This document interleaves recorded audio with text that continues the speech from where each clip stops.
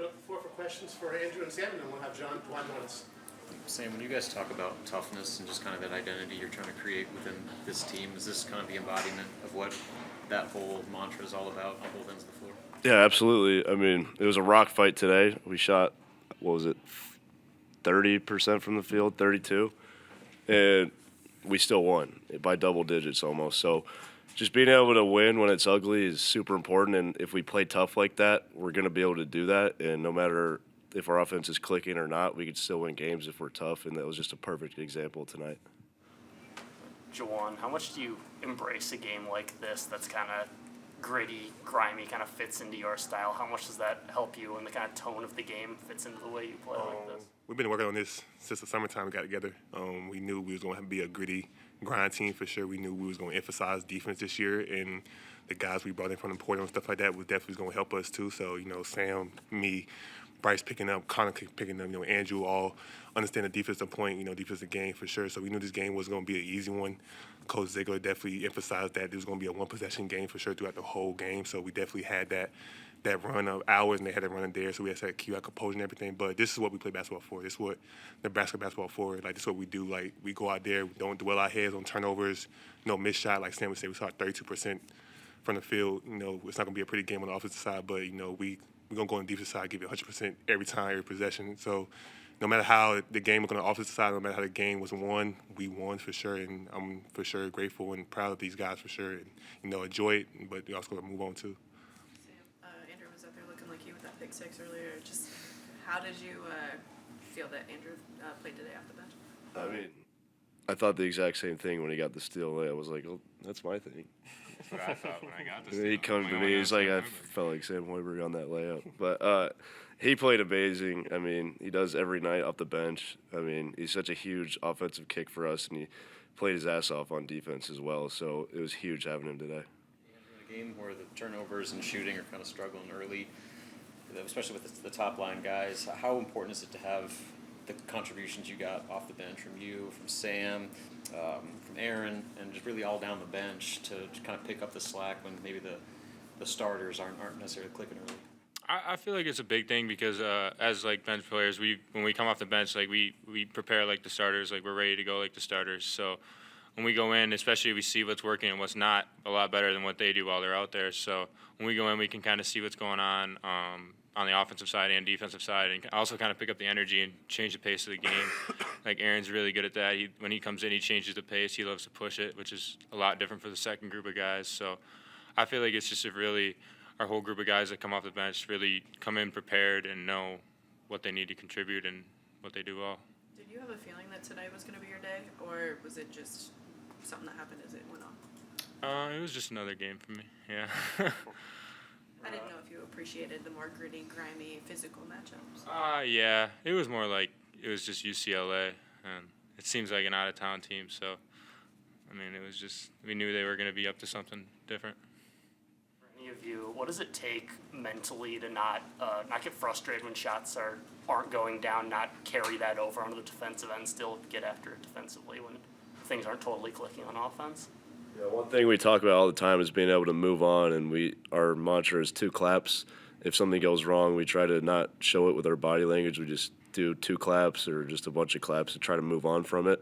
And we knew that today it was going to be a huge game for that because they're unbelievable at forcing steals. I believe they lead the country in that. And, I mean, BK played there. He said they are teaching to steal, and their coach is yelling, steal the ball, steal the ball. So we knew we were going to have turnovers. We knew we were going to play tough defense, and it was a huge 2 claps game. We knew that. The coaches were saying it. So just body language was huge. I think we did a really good job with that today, carrying that over and being able to still play really good on the other end if offense wasn't going well. Where does the 2 claps come from? We actually stole it from Villanova, Jay Wright, and the national championship team. They've talked about it in clips that they showed us at practice, and we try to do that as well. Yesterday, Bryce said that you guys are going to put the world and the Big Ten on notice today with the result that you got today and the manner in which you did it, just how tough that win was. Do you think you accomplished what Bryce was hoping for? Definitely. Just the start of it, for sure. We going to protect home court no matter what it is. I think this is like number 20 for us in a row since we won a game in PBA. That's a that's applied to the fans. Coaches, preparing us for sure. Even us, going out there every day in practice, getting 100%. Even some of our bodies not, the best percentage at the time. So this is the stuff we do on a daily. That's one thing we harp on. Like every day, we got the mindset we got to be the best version of ourselves, no matter who's on our sides, who, hyping us up and stuff like that. In the day, it's all us. This inner circle is all we got. So the outside noise don't really phase us for sure. So I would definitely say this is a start for the world. To know that the Nebraska basketball is back and better for sure. Like last year, how we started that run of making the NCAA tournament too. So for sure, this is a start for us. But I feel like we got another notch to turn up for sure. Especially this away game at Iowa that's coming up. Coach mentioned how last year you guys had that big one against Purdue, and then you go on the road and get 2 losses to Iowa and Rutgers. But how important is it to carry this momentum into these 2 road games and this upcoming weekend and be able to replicate home success in the conference on the road?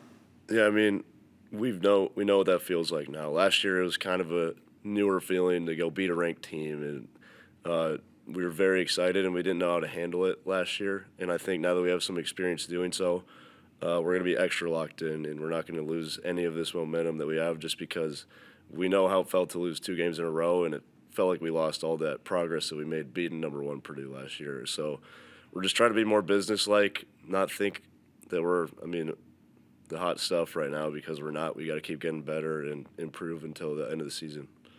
Some coaches and players might downplay home court advantage, but 20 straight home wins is 20 straight home wins. What makes you guys so much better here, and could you just maybe speak to the advantage that you feel you get playing PBA?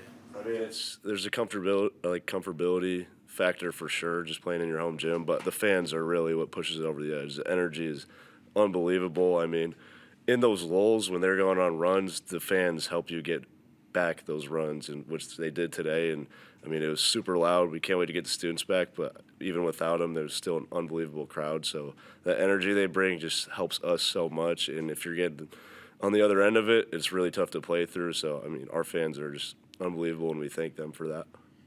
You guys didn't make a field goal in the last 7:15 of the game and still won, but you made 13 free throws in the last 4 minutes. How much time do you put in working on free throws? Every day. Yeah, every day.